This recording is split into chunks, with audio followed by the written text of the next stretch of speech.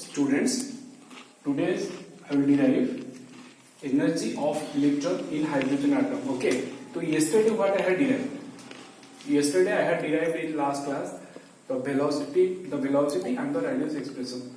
And how I had derived, just remind me, I had taken two forces. Okay, if it is the nucleus and electron is here, so I have taken two forces. The one force is electrostatic force, another force is centrifugal force. Okay, and I have equated, they both are same. So what are these two forces? Electrostatic force will be 1 by 4 pi epsilon 0 E square upon R square is equal to mv square by R. Okay, this is the electrostatic force, this is the centrifugal force. So now my concern is to calculate energy of that electron. So I know there are two types of energy: potential energy, kinetic energy. So what I am going to do, I will calculate the both energy. Okay, for the potential energy and kinetic energy. So let's do one by one. And the other side I have written the expression of radius, expression of velocity, which I can use in this derivation of energy. So first I will go for kinetic energy. Kinetic energy, you know, half m is the mass of electron, b square. So in the last equation where I had equated two forces, the electrostatic force, which is nothing but 1 by 4 pi epsilon 0 E square upon R square equal to half mv square. Okay, sorry, mv square upon R. This is a force, this is another force, they both are equal. Okay, so from this expression I will get the expression of mv square. How? R will come this side, so 1 by 4 pi epsilon 0. If R will come this side, it will happen E square upon R equal to mv square. If this is mv square, so what is half mv square? Half, that means 1 by 8 pi epsilon 0 E square upon R is half mv square. I got my kinetic energy. Clear? I got my kinetic energy. So what is the kinetic energy value? So I am writing here one by one. Kinetic energy I am getting 1 by 8 pi epsilon 0 E square upon R.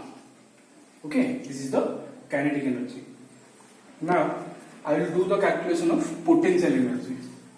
So you know how to calculate potential energy? Potential energy calculation is nothing but the calculation of work done. Work done means force into a displacement. So let me do the diagram again. Suppose it is my orbit, it is the nucleus. Hydrogen, in case of hydrogen there is one electron.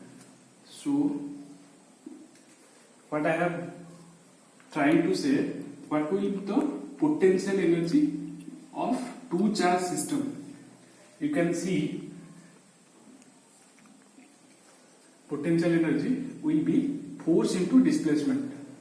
This displacement I will take as R, this distance R, the force will be 1 by 4 pi epsilon 0. Okay, force will be E square upon R square. Because they both are carrying charge of E, I have taken like this in my yesterday's derivation. So this is becoming my force. If I am multiplying this R, so finally I am getting 1 by 4 pi epsilon 0 E square upon R. Okay, E square upon R. This is the potential I am getting. This is the potential energy of this electron. But I have to use a minus sign. Why I am giving minus sign? Because during the calculation, okay, the force is experienced from the nucleus on the electron. But I want to calculate the potential of the electron in bringing the electron from that place to this place. You know the derivation of potential, the work done in bringing the charge I had said in electrostatic. So if I will bring this electron towards the nucleus, work is to be done against the force of the nucleus. So that's why I have given minus sign over here. So this is the potential energy of the electron. Potential energy is coming as minus 1 upon 4 pi epsilon 0 same E square by R.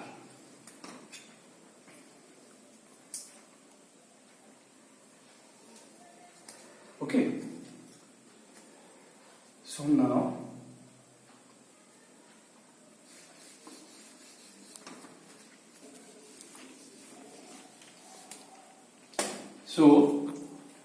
I got two energy, okay, kinetic energy and potential energy. So now for getting total energy, I will add these two energy. Okay, I can clearly see everything is same. Pi epsilon 0 E square upon R. So one thing is that I need to calculate 1 by 8 plus minus 1 by 4. 1 by 8 minus 1 by 4. LCM comes as 8. 8, 8, 1. 8, 4, 2. So minus 1 upon 8. Minus 1 upon 8. So finally I can write my total energy is K plus B, which is nothing but minus 1 upon 8 epsilon pi epsilon 0 E square upon R.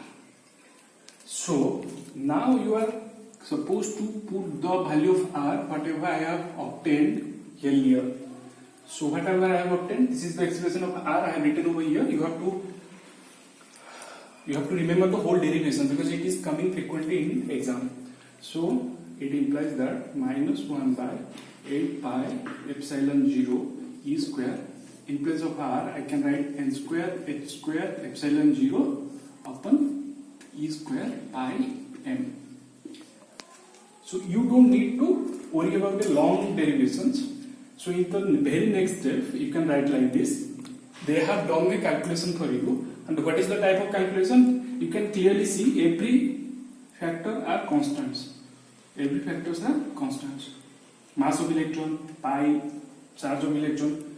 So only one thing is not constant, that is n, number of orbit. Okay, so from this expression directly they got, or you also can write minus 13.6 by n square electron volt. So from this expression to this expression, the calculation is done for you. Okay, you have to remember like this. If the calculation of the all constant will be taken care, so this value will come minus 13.6 upon n square electron volt. So total energy I am getting minus 13.6 upon n square. You know that hydrogen atom carries one orbit and one electron. So n is 1. If n is 1, so I can say the total energy of this electron is nothing but minus 13.6 electron volt. Okay, minus 13.6 electron volt. So till now whatever I have taught to you, I am just revising one by one. So very first I discussed, the question will be bundled in this manner. Key discuss Bohr's postulates for hydrogen atom and also derive the expression of radius, velocity and total energy.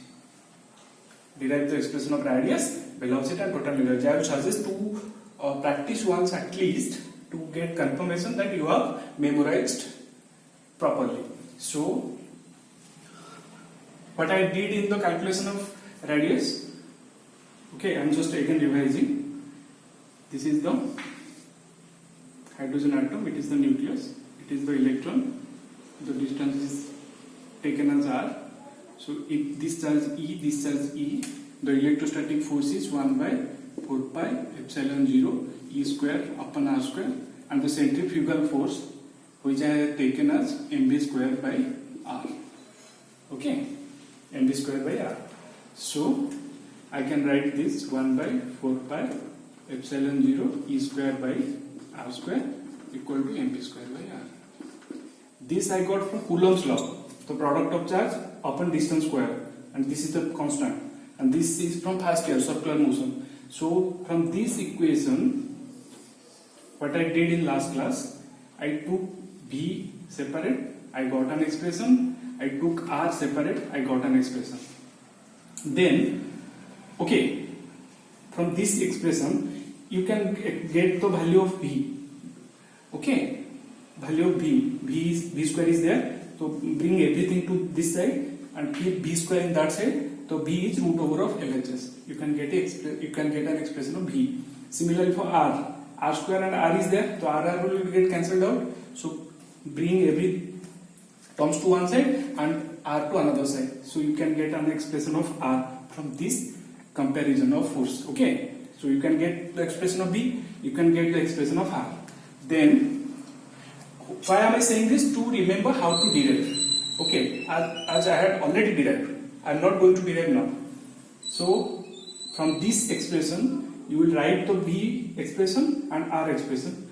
Then you write and MVR equal to NH by 2 pi. From this MVR equal to NH by 2 pi,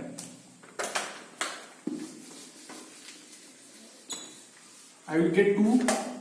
One I will get V equal to NH upon 2 pi M R equal to NH upon 2 pi M V. Okay. So here I got expression of V, expression of R. Here I got expression of V, expression of R. So remember like this, to derive V, okay, for derive V, you have to use R, expression of R. To compare this and this expression, you will get the derivation of V. Okay, and to derive R, expression of V will be compared, means reverse. That means for deriving R, expression of V will be compared, and deriving velocity, expression of R will be compared. So let me clear what is, how to compare. Okay.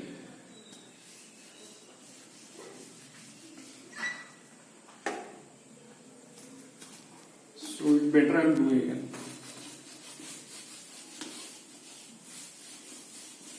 Okay, I am not doing again. I will just see my last video. Why am I saying this? Ki last video and this video will be combined. In the question will be combined. In the question they will ask to write the Bose postulate, to derive the radius, to derive the velocity, which I had derived in last class. And this class I have derived the total energy of the hydrogen atom. So this is a bundled question, will come in a long question. So till now it is completed of atomic physics, and very next class I will start nuclear physics. In this chapter we will only deal with nucleus. Okay, so in the very next class I will start nuclear physics. Thank you.